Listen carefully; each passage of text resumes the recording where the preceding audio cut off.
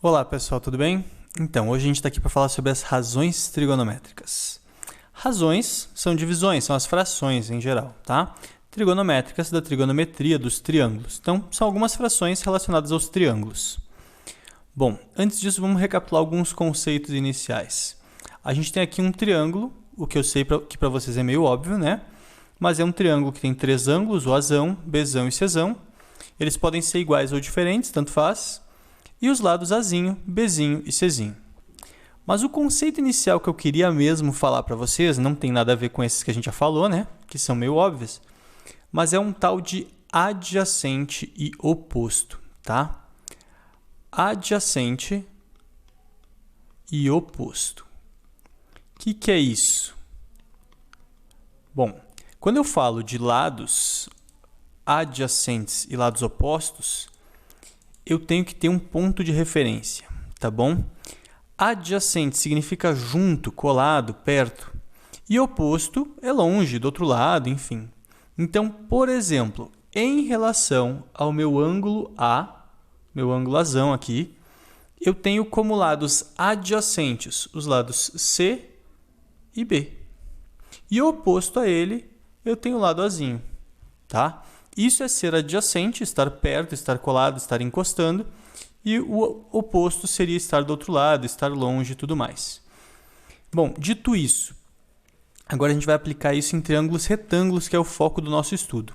No triângulo retângulo, a gente sabe que normalmente a gente tem uma hipotenusa, normalmente não, todo triângulo retângulo tem uma hipotenusa e dois catetos, que de olhar, só olhando para esse triângulo a gente já sabe.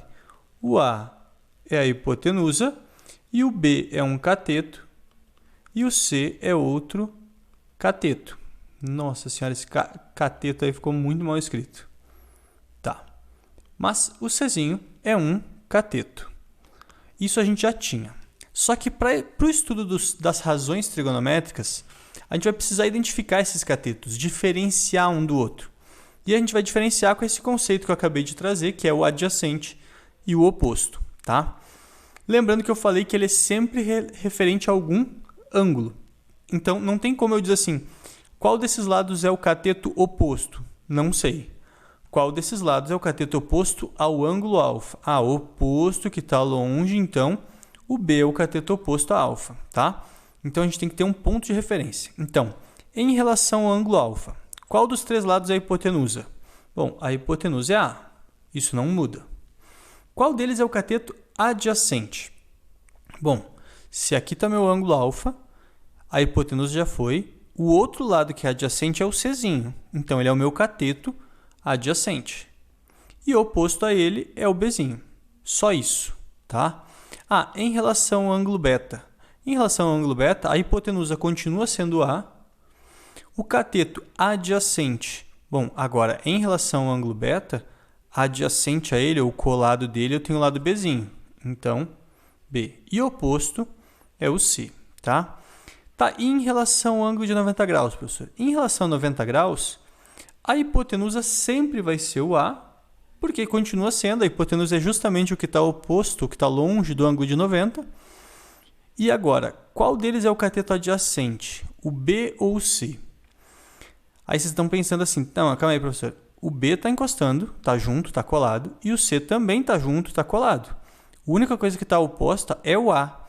Ah, então o cateto adjacente é o B e o C, e o oposto é o A. Não. Olha só, o A não é cateto, então ele nunca vai ser um cateto oposto. O A já era a hipotenusa. Tá, mas tem que diferenciar? Não, gente, olha só. Em relação a 90 graus, os dois catetos vão ser adjacentes, porque eles estão encostando, eles estão juntos com o ângulo ali, tá? Mas, porém, contudo, cabe ressaltar que esse nunca vai ser o nosso foco, tá? Nossa referência nunca vai ser os 90 graus. Nas razões trigonométricas, a gente vai usar, em geral, o alfa ou o beta, algum dos outros ângulos, e não o 90 graus, tá bom? Vamos lá. Então, quais são essas tais razões trigonométricas? Antes de falar de quais são, vocês têm que observar que o que eu vou trazer de razão trigonométrica, ela vai ser válida em qualquer triângulo. Então, olha só. Eu desenhei aqui um triângulo grandão, A, B, C. E deste triângulo grandão, eu tracei duas linhas paralelas aqui que acabaram formando outros triângulos menores. Como assim? Bom, eu tenho um triângulozinho pequeno aqui, que é o A. Calma aí que eu vou conseguir desenhar. ADG. Não sei porque que eu botei um B ali. ADG. Eu tenho um outro triângulo um pouco maior, que é o AEF. Sim, meus desenhos não estão nem um pouco parecidos. E eu tenho o triângulo grandão original, que é o ABC. Mas o que eu quero mostrar para vocês é, esses três triângulos que estão ali dentro, tá? Esses três triângulos são semelhantes. Ser semelhante tem a ver com outro conteúdo que eu já fiz vídeo, que é a relação, que são as relações de semelhança, onde um lado dividido pelo outro é igual a um lado dividido pelo outro do outro triângulo semelhante a ele. Então existe essa proporção, essa semelhança nessas figuras. O que eu quero dizer é, se eu dividir este lado por esse, e dividir este lado por esse, e dividir este lado por esse, sempre vai dar o mesmo número. Afinal, esses triângulos são semelhantes. E esse mesmo número que são as razões trigonométricas, tá bom? Então, quais são as razões trigonométricas? São essas aqui, ó. São o seno, o cosseno e a tangente do ângulo. O que é isso, professor? Bom, o seno do ângulo, cosseno e tangente, elas funcionam como se fossem as identidades dos ângulos, tá? Cada ângulo tem o seu. Então, eu tenho um seno, um cosseno e uma tangente para 10 graus, para 18 graus, para 25 graus, para 97 graus, para 225 graus. Cada ângulo tem o seu seno, cosseno e tangente, tá? Ela funciona como o RG desse ângulo. E isso é bom para quê, professor? Porque a partir deste ângulo, a gente pode determinar os lados do triângulo, tá bom? Esse é o nosso objetivo aqui, relacionar as medidas do triângulo com seus ângulos e tudo mais. Bom, e aí, qual é que é essa relação? O seno de um ângulo sempre vai ser a medida do cateto oposto dividido pela hipotenusa. É mais comum vocês encontrarem a relação simplificada escrita assim, ó. Cateto oposto sobre, às vezes se usa só H, às vezes se escreve hip, de hipotenusa, tá? Já o cosseno, ele é o cateto adjacente dividido pela hipotenusa, ou cateto adjacente sobre hipotenusa. E por fim a tangente de um ângulo, que é o cateto oposto, sobre o cateto adjacente. Então ele é cateto oposto sobre cateto adjacente, tá? Ou a coca. A tangente também pode ser determinada pelo seno dividido pelo cosseno, ok? É outra propriedade aí que a gente pode usar para determinar a tangente. Se vocês dividirem esta fração por essa daqui, vocês vão ver que vai resultar exatamente em CO, cateto oposto, dividido por cateto adjacente, tá bom? Tá. Professor, calma aí, vamos lá. Respira aí um pouquinho e me diz. E como que eu vou usar isso? Tem algumas maneiras. Por exemplo, eu posso pedir para vocês calcularem o seno do ângulo alfa. Para calcular o seno do ângulo alfa, para quem não lembra, estava ali agora há pouco, né? Cateto oposto sobre hipotenusa. Ah, mas calma aí.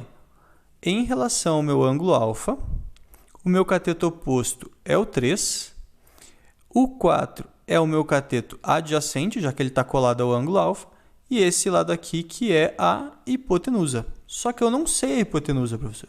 Então, para eu calcular esse seno do ângulo alfa, eu teria que botar cateto oposto dividido pela hipotenusa, mas eu não sei ela. Então, a gente pode determinar o valor dessa hipotenusa. Como? Usando o Teorema de Pitágoras. O Teorema de Pitágoras me diz que a hipotenusa ao quadrado é igual a um cateto ao quadrado mais o outro cateto ao quadrado.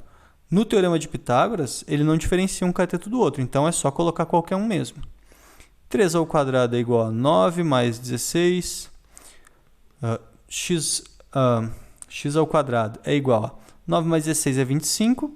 E essa potência vai passar como raiz. Então, esse x é igual a 5, tá? Pronto, minha hipotenusa é 5. Cabe ressaltar, eu acho sempre legal de comentar isso, que quando uma potência passa como raiz, as opções são mais ou menos aquela raiz, tá? Como eu estou falando do lado de um triângulo, a gente assume o lado positivo, né? O valor positivo. Por isso que eu considero só x igual a 5 e descarto o menos 5. Bom, então voltando. Qual é o seno do ângulo alfa? Bom, o seno do ângulo alfa é cateto oposto, que vale 3, dividido pela hipotenusa, que vale 5. E pronto, acabou. É isso? Só isso? Só isso, tá? Se vocês quiserem dividir isso aqui, a gente chega em 0,6 também, que é a mesma coisa. Tá, e qual é o cosseno do ângulo alfa? Ah, o cosseno do ângulo alfa é cateto adjacente sobre hipotenusa. E o cateto adjacente vale 4, enquanto a hipotenusa vale 5. Ou, isso aqui vai ser 4/5 ou 0,8. E, por fim, a tangente, que era cateto oposto sobre cateto adjacente. O cateto oposto é 3, o cateto adjacente é 4, então ele é 3/4 ou 0,75. E pronto, está definido aí seno, cosseno e tangente desse ângulo alfa, ok? E para o beta, mesma história, tá? A gente pode fazer os mesmos cálculos. Porém, contudo, todavia, entretanto, não obstante, cabe ressaltar que, em relação ao ângulo beta, o 4 não é meu cateto adjacente, ele é o meu cateto oposto. E o 3 não é o cateto oposto, ele é o cateto adjacente. Tá, e o que muda isso, professor? Muda que, para calcular o seno do beta, eu vou usar o cateto oposto a ele, que é 4, dividido pela hipotenusa, que é 5. A hipotenusa nunca vai mudar, então... Opa, me empolguei aqui. Então, a hipotenusa nunca vai deixar de ser o 5 ali, neste caso, desse triângulo. Então, 4 dividido por 5, que dá 0,8. Já o cosseno, que é o cateto adjacente, agora o cateto adjacente vale 3, a hipotenusa vale 5, e eu tenho que isso tudo é igual a 0,6.